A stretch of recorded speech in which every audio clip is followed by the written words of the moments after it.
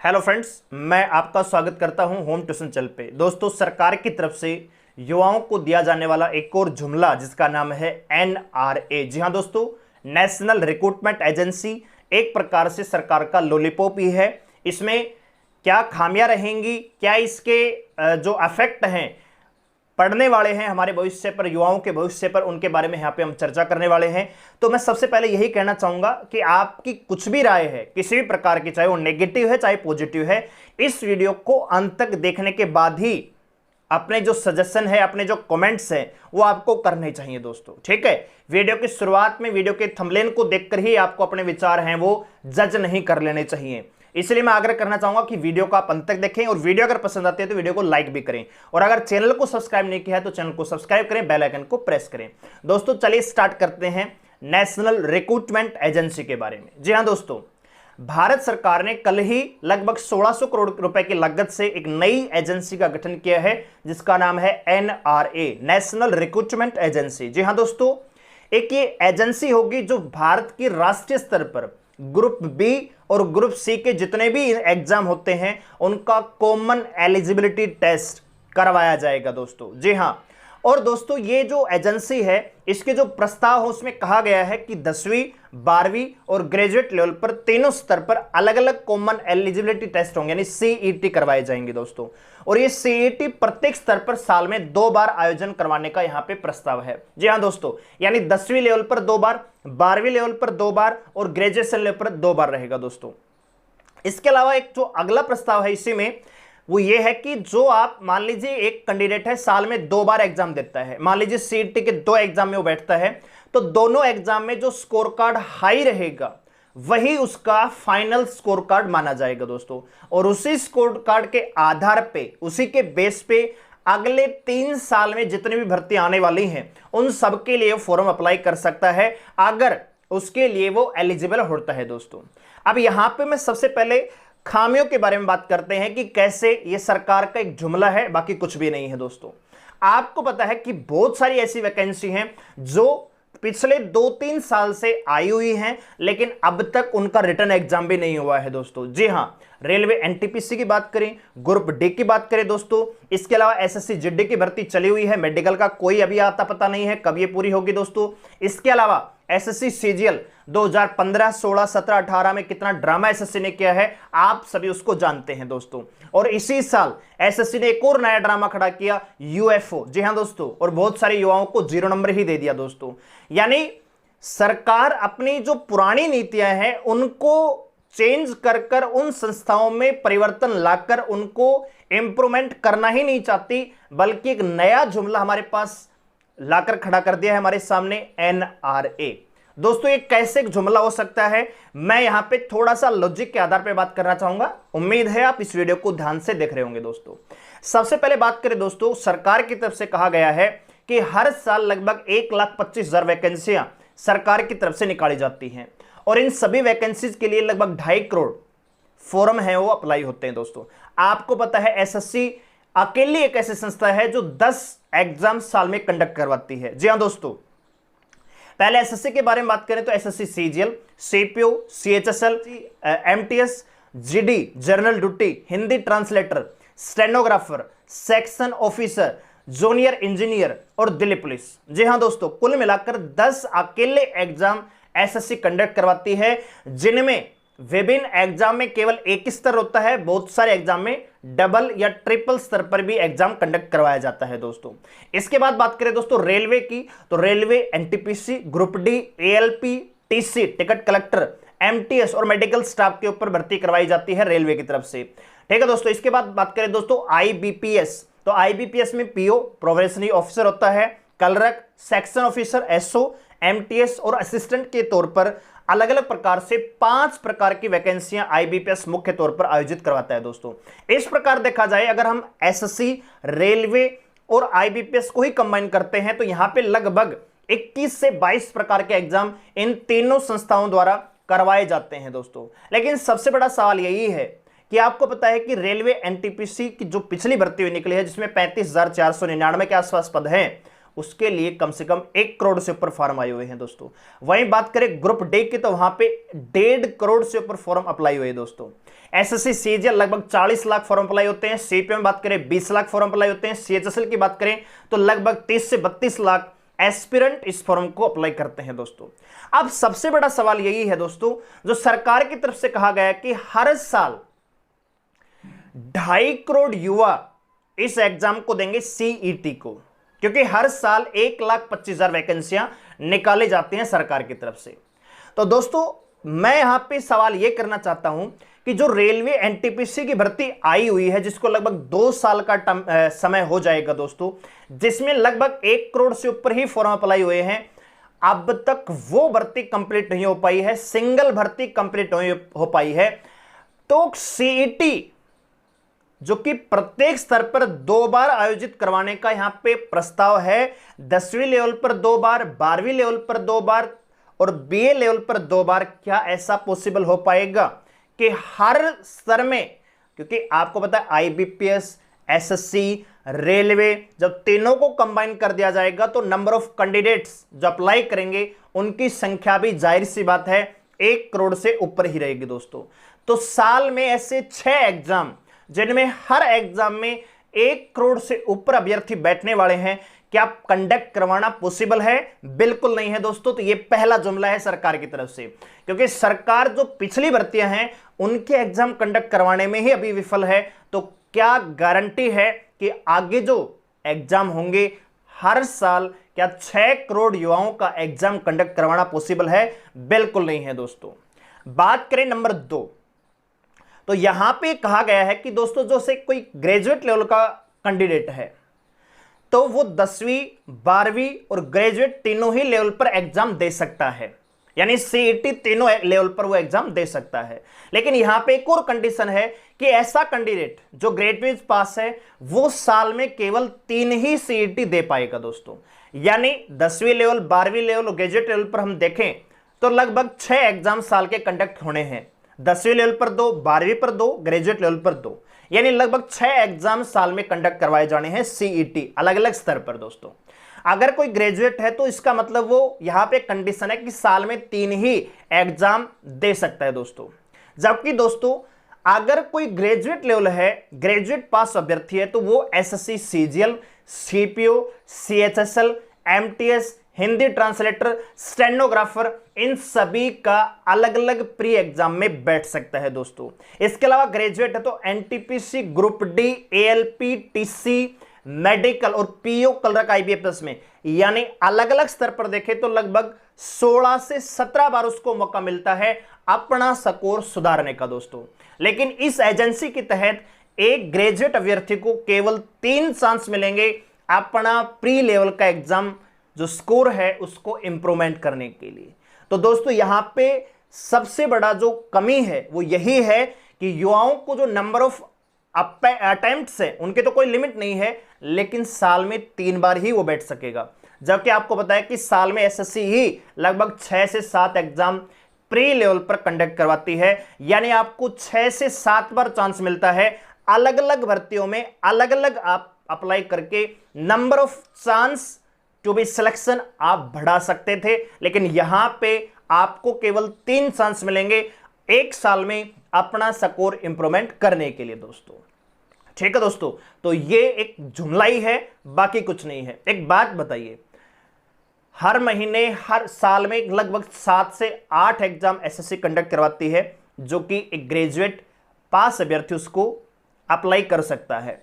तो एक तरफ आप केवल 3 एग्जाम ही दे सकते हो, उसके तहत आप बैंक में जा सकते हो, रेलवे में जा सकते हो, ये बात अच्छी है। लेकिन दोस्तों एक तो आपको 3 चांस मिल रहे हैं, एक तरफ आपको 15 से 16 चांस मिल रहे हैं प्री लेवल पर। तो कौन सा बेटर है? आप खुद ही इस चीज को आत्मचिंतन कीजिए कि ये चीज सही है या गलत है दोस्तों।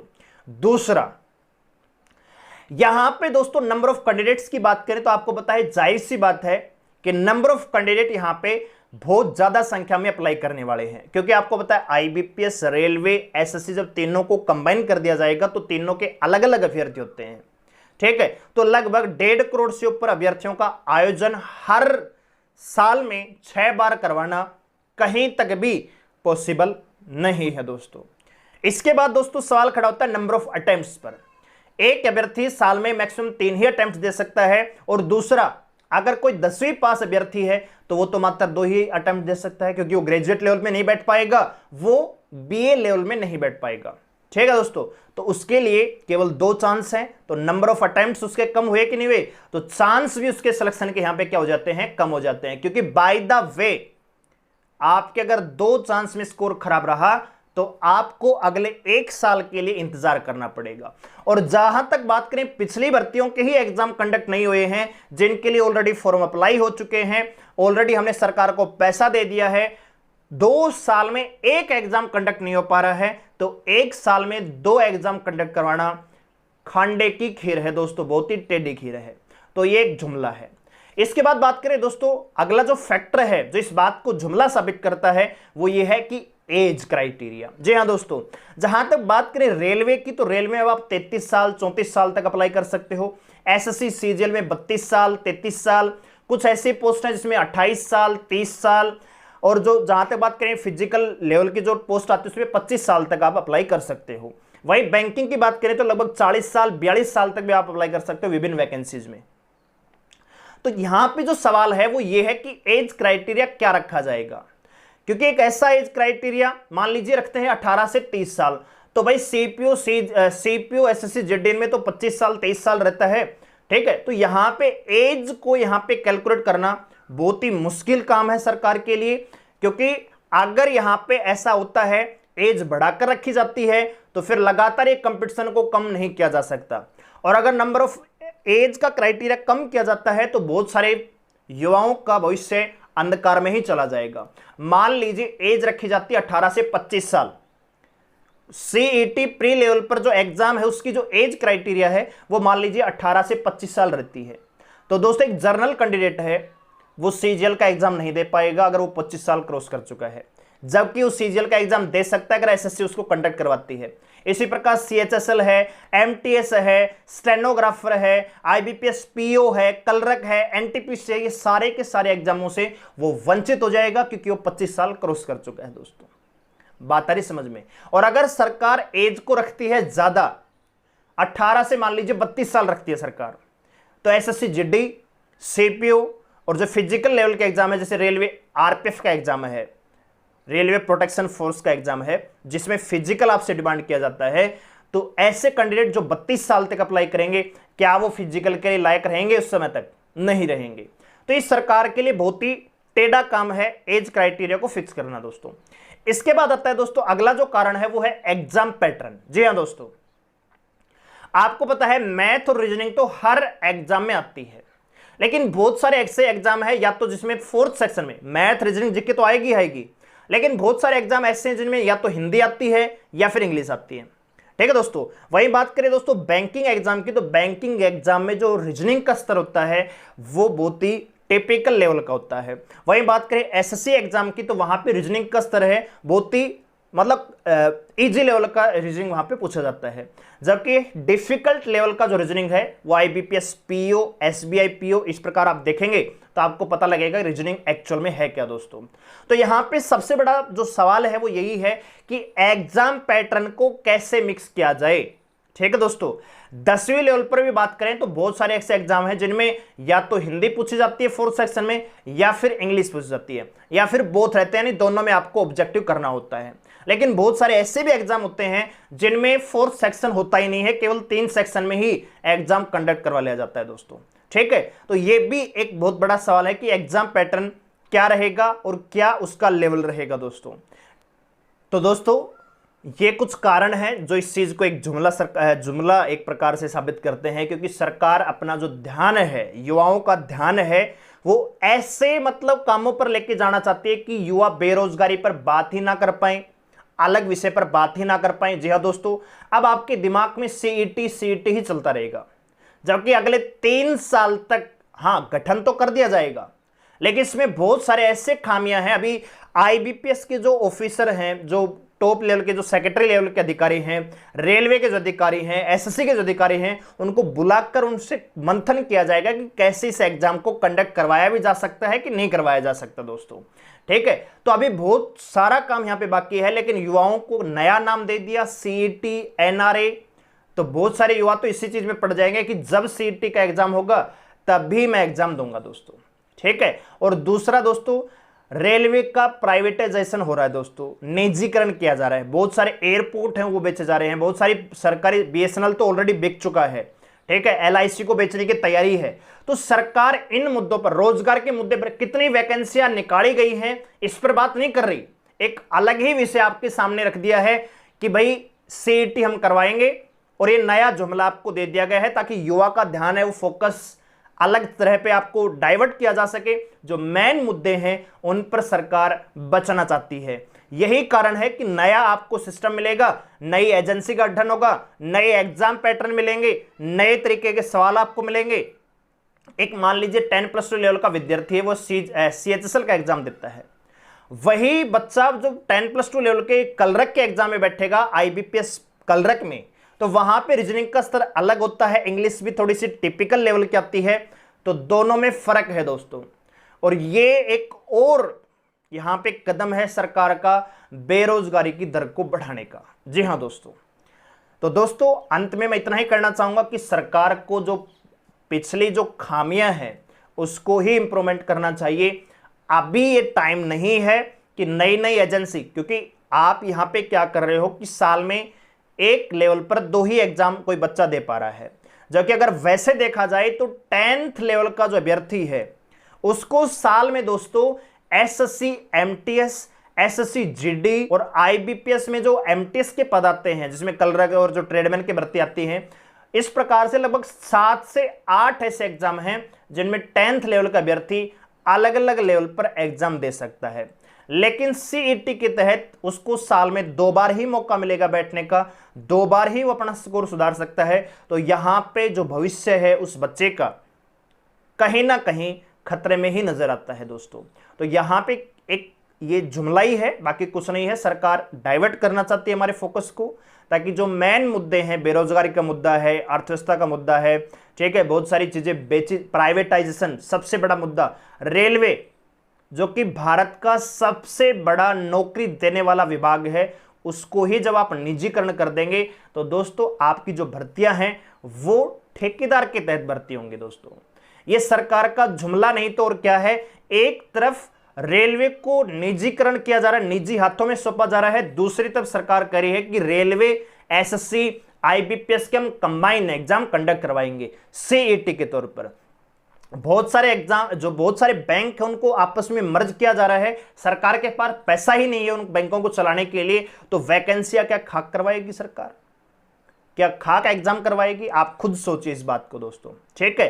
तो इतना ही कहना चाहूंगा कि सरकार का एक और लॉलीपॉप है, आप इसको चूसते रहिए, जब तक आपको इसका जो स्वाद समझ में आएगा तब तक आपको एक और लॉलीपॉप सरकार की तरफ से दे दिया जाएगा, ठीक है दोस्तों। तो अगर वीडियो आपको पसंद आए तो वीडियो को लाइक करें, और जो भी आपकी राय है वो हमें कमेंट सेक्शन में जरूर बताएं दोस्तों। धन्यवाद।